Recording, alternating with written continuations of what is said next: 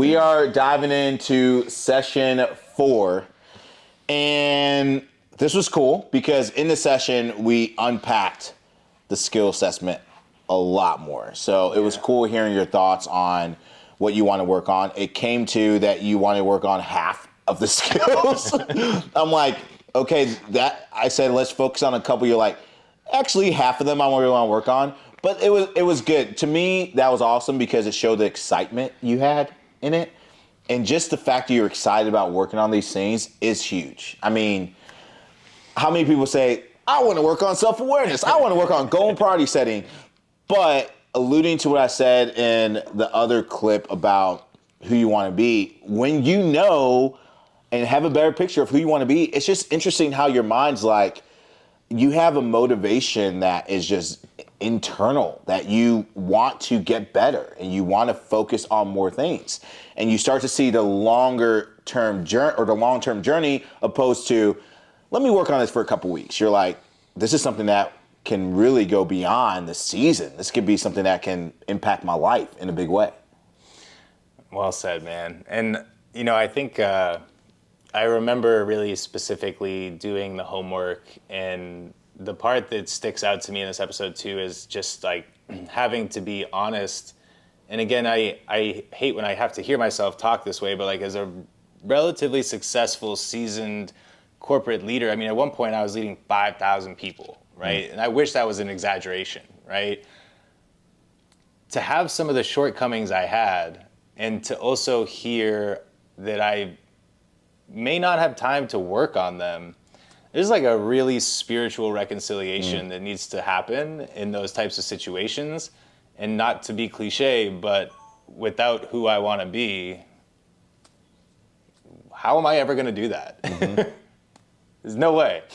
No way I'm ever going to do that. I love that. And I would love to hear a little bit more.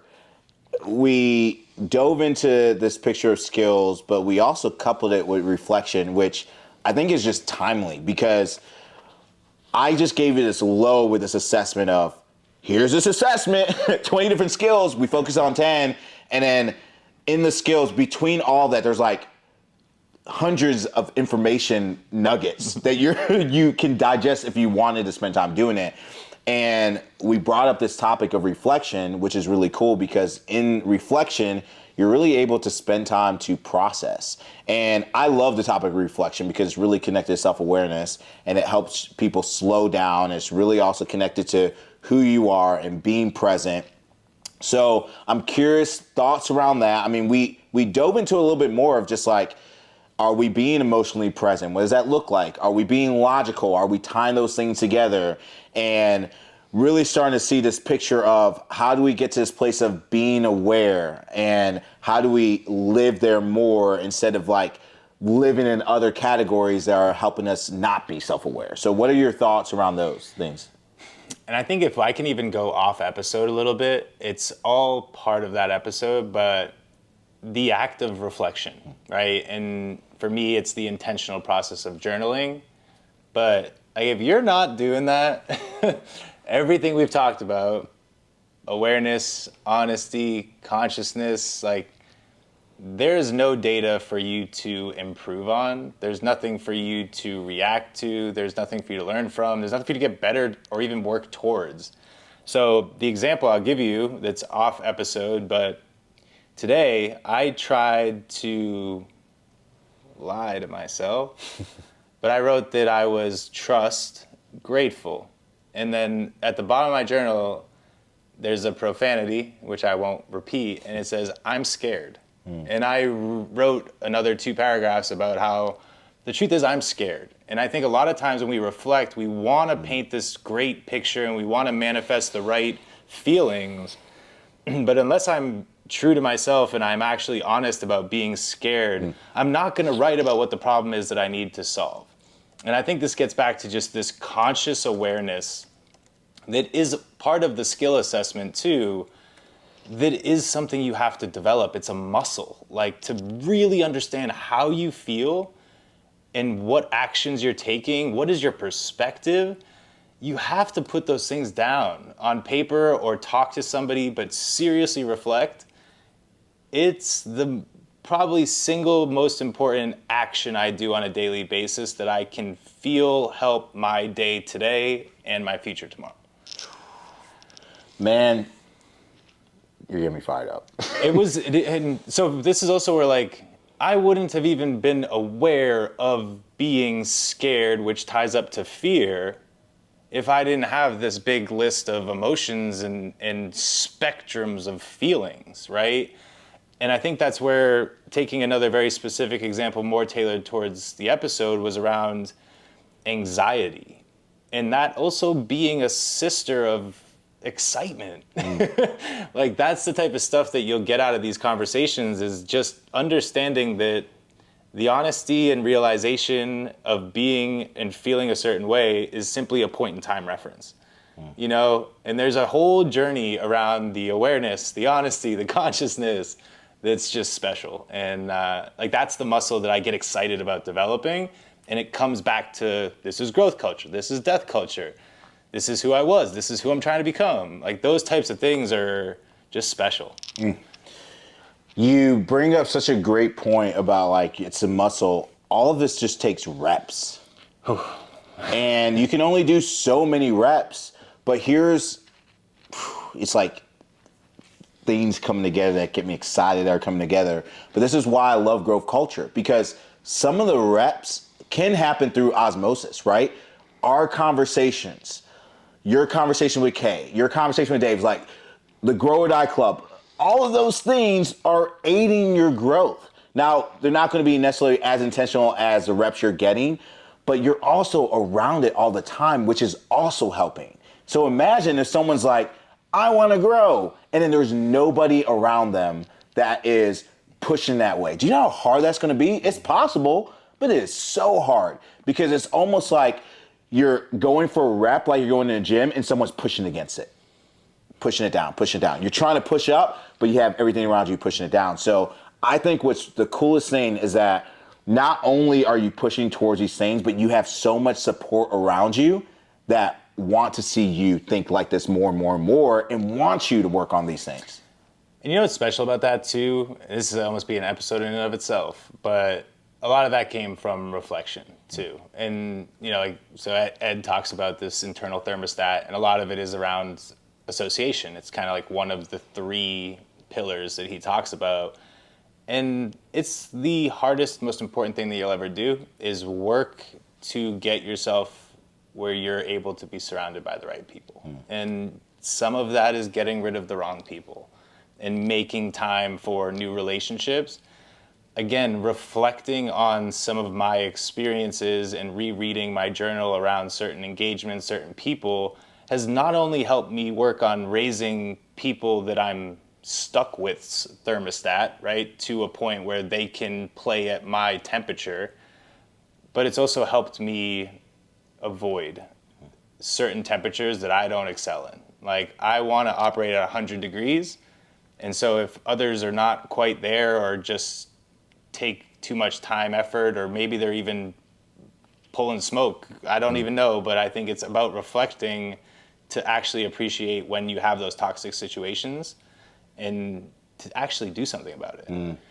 Which actually, just talking about it too, I think those are the types of things too. And part of my journaling process, I've added, and this is directly from you too, is celebrations on a weekly basis. So I kind of do my weeks now, and then I use the same days as my Grow or Die journal.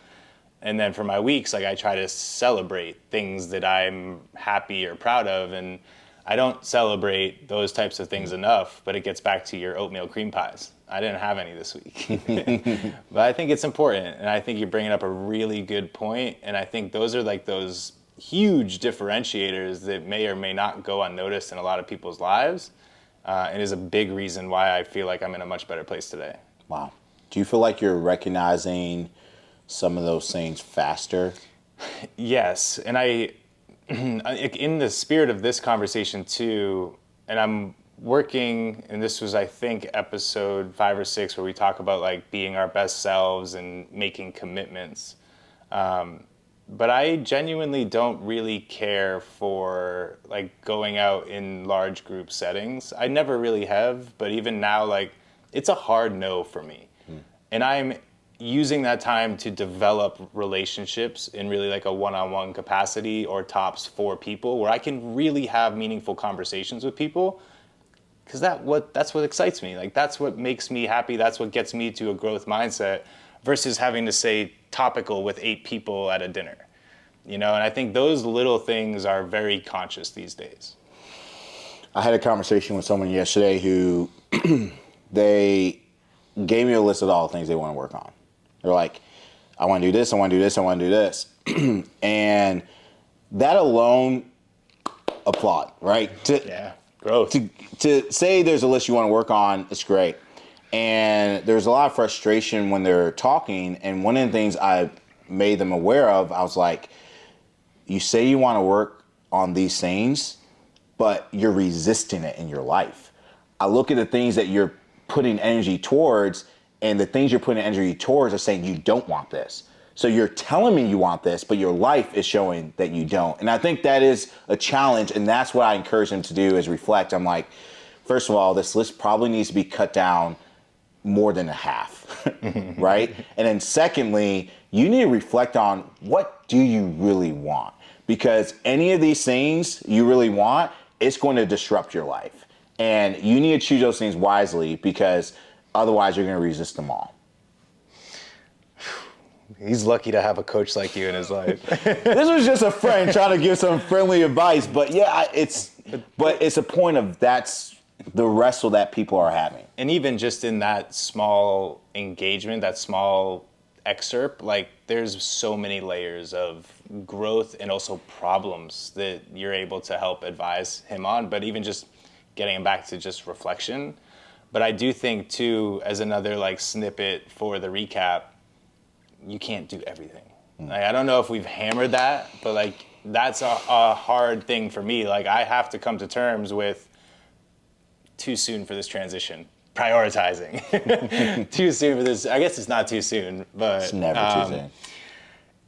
It's difficult. And again, just coming back to who you want to be and just trying to do your best to just spend the right amount of energy on the right things. It's harder and harder every second of the day. Mm-hmm. Any closing thoughts on this? I mean, we haven't talked, you mentioned it a little bit. We talked about the emotions, and I want you to even like bring some of that in the closing because that was a game changer for me. My goodness, a game changer for me. So I'm curious how that has influenced and honestly maybe has even made your reflection time more enjoyable. But I'm curious in your closing for you to bring in some of the picture of the emotions, but also showing just like this picture of reflection because you're doing it often. And this is a habit you work on. So I know as people are watching thinking, I've had so many people tell me, dude, they just don't buy into reflection. Partially is because I don't think they like slowing down, right? I don't have time for this, so that's a challenge. But they're having a hard time really grasping this picture of reflection, and they almost take it for like I'm a CEO, I'm here, I'm at this level. This is not something I need, and so I would love for you to even tie in why it's important. It kind of gets back to like what you and I talk about all the time with working out in the gym and fitness is like realistically, how many other tools do we have at this point in our lives to implement to get better? I don't care if you're a CEO, you can still take your company from 10 million to 100 million to a billion to 100 billion.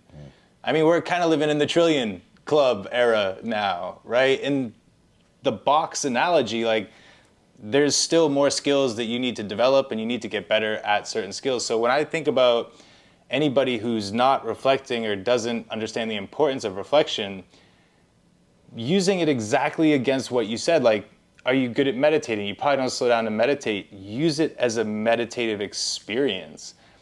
What I talk a lot about in this episode too is how I craft my journal as a work deliverable. So like I literally write it to a point where it's something I'm proud of and I would almost ship off to a client. So I'm actually using my journal as an opportunity to refine my creative skills, like writing and really thinking. But at a basic level too, my completely uneducated assumption of people that resist reflection is you're scared. And it's really difficult to have an honest conversation with a friend. Try doing it with yourself. Try having an honest conversation with yourself. And we joked about this in the episode, but like, I sign off. I wish him a good day. I close the book and I hang out with them again the next morning. And just like many other people, like I get that you don't have the time. The process of making the time is part of the process. Man, on that note, I love that. No, I really love that. I think often about, it's like, if my kids read this one day, they're gonna be like, my dad was a psycho. Like, they're gonna be like, this dude was all over the place. And I love that picture because I think it's gonna be helpful for them to be able to see, like, wow, he was just like me. There's ups and downs, and he had to navigate all these different things and was still able to be the person he was. And you know, that's something we have to double stamp too, is take some pride in writing your own book. You know, like I live my life in, it's actually in a negative way to some extent, where like the aspirations I have is because I want somebody to read my book someday. It'd be a good idea to document along the way, just in case. And remember too, I mean, one of the most renowned books is Meditations, which is literally Marcus Aurelius's journal. That dude was running the Roman Empire, so you know, that's a BC hack. Right. Is that BC? It's got to be, maybe? I don't know. I'm bad with that stuff, but you know, old. Very old. Okay,